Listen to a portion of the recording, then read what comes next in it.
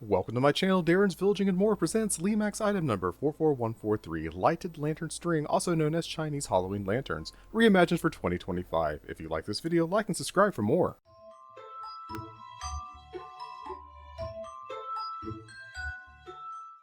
Here we have two sets of the Lemax item number 44143, Lighted Lantern String, also known as Halloween Chinese Lanterns. This item was introduced in 2004 and retired in 2008. There are 8 lanterns per set with 4 yellow and 4 orange. The total lighted length is about 12 inches. Each lantern has a print on both sides and a tassel of orange and black string. The yellow lanterns have an owl and a witch print, whereas the orange lanterns have a jack-o'-lantern face and flying bats.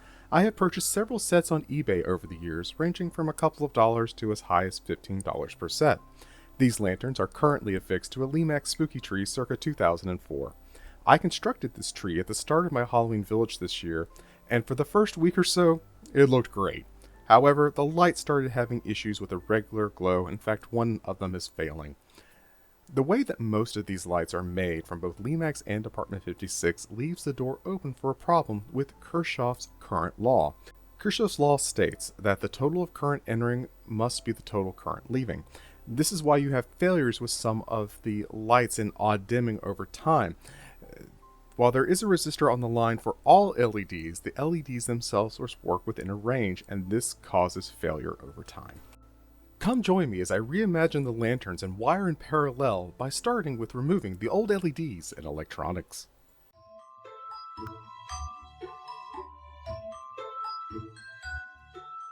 Welcome to the bench. Today we are going to be using a hook pick tool and a pair of diagonal pliers to open the lanterns and then just simply cut off the old LED.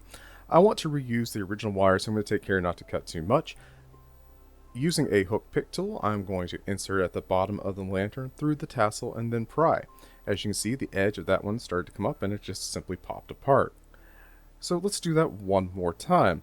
So going through the bottom of the lantern, we're just simply going to pry, and you'll see the edges. I'm just using my fingernail to simply push it up, and then the lantern will open. Once opened, you can see the LED inside. They'll just simply be cut off with a pair of pliers.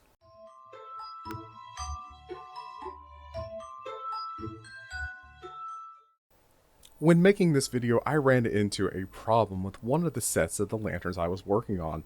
And when I removed the LED, or cut off the LED, I had the wires stuck in the collar on the lantern.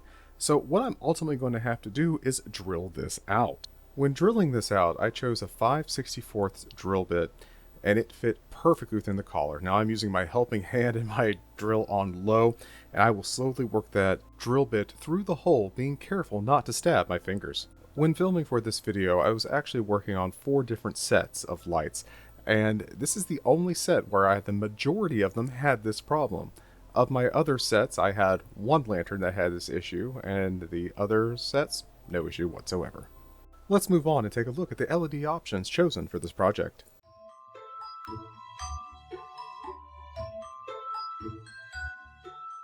For the orange lanterns, I have chosen a 3mm orange breathing LED from LighthouseLEDs.com.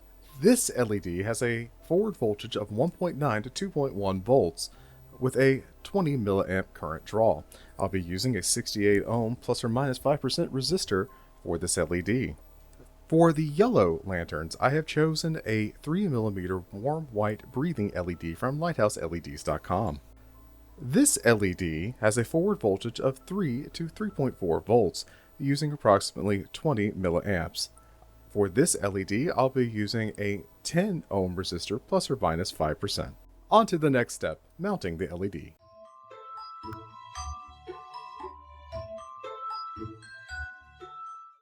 To mount the LED in the lantern, it's actually a very simple process. We're just going to feed the LED through the black collar on the lantern and then spread the anode and cathode apart.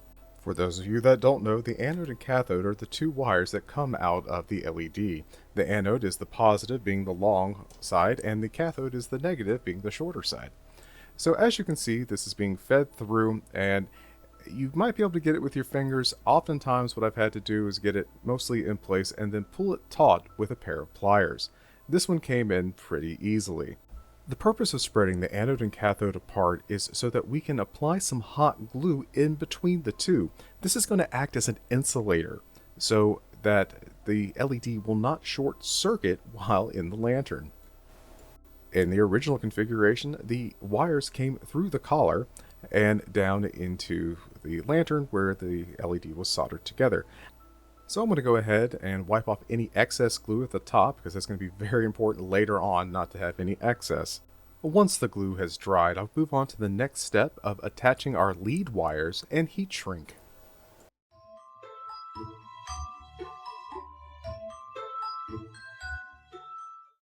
I've gone ahead and attached all the resistors to the lanterns, as you can see here. Now what we're ultimately going to be creating is what I have in my right hand, where is a fully encapsulated wiring configuration with heat shrink around it. This will make it very secure and prevent any short circuiting and or issues with the LEDs.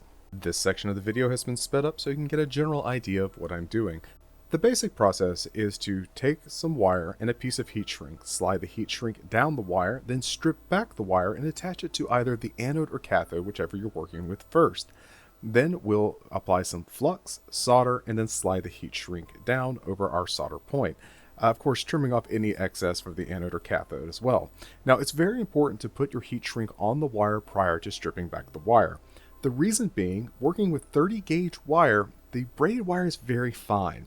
So if you strip the wire and then put the heat shrink over top, you stand a chance of getting one of those braids and pulling it in an awkward direction, which later on may or may not be covered by heat shrink, causing a short in the circuit. Once I have attached both the lead wires for the anode and cathode, I'm going to take a larger piece of heat shrink and I will slide it down, and this is going to act as a collar for the already soldered on lead wires. This will hold everything together nicely, and then we can continue on with attaching the lanterns to the original wiring.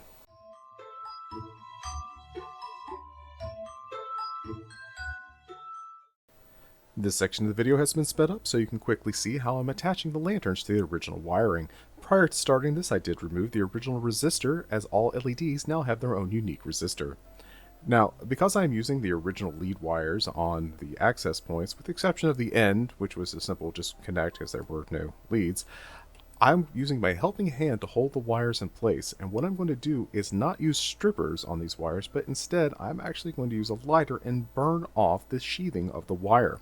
The reason for this is these little solder points that connect to the main wire are very fragile, so if you're pulling on it, it's just going to rip right off. Secondly, some of this sheathing is a bit brittle, so I want to just quickly burn it off and then attach my LED.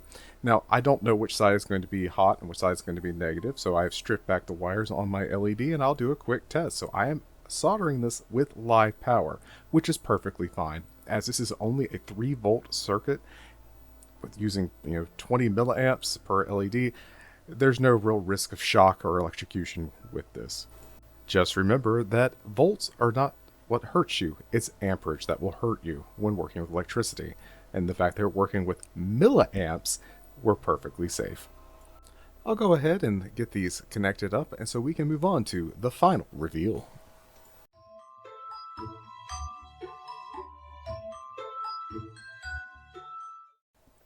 And here we have our reimagined Lemax Halloween Chinese lanterns. I could not be happier with how this turned out. They're wonderful, they're dynamic, they're glowy, they're so much fun.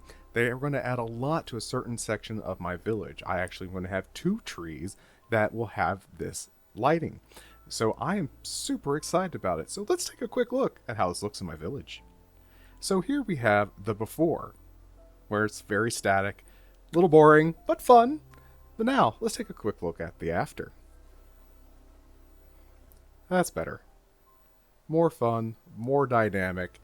This is part of my Sleepy Hollow section of my village this year that I'm paying tribute to, as the movie just hit 26 years old, and it starts with a party. And what better way to emphasize a party than some glowing lanterns? Tell me in the comments what you thought of this project. Is this something you would have taken on? What would you have done differently? I would love to hear from you.